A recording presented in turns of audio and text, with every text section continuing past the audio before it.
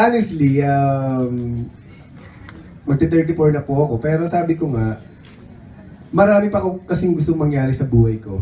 Hindi dahil parang gusto ko kumita pa ng mas malaki, kundi parang mas gusto ko pa sana mas maging settled yung family ko. Mas gusto ko pa sana mas maging maayos. Kasi lagi nila sinasabi sa akin na parang 33 ka na, okay lang kang mag-aasawa.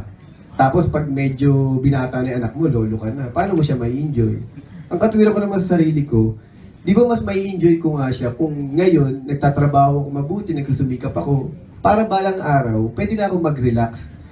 Pwede na akong, mas marami na yung oras ko para sa pamilya ko, kaysa yung mag-asawa nga ako ngayon, papamilya ako. Tapos pag may anak na ako, saka ako kakahit na matindi, di wala akong time sa kanila. Eh kung nakapagpundar na ako na maayos, na-settle ko na yung family ko, di mas may time na ako sa kanila kung sakasakali magkakapamilya ako. Magkakaroon kami lalo na mas matinding bonding. Parang ganun. Tama din naman.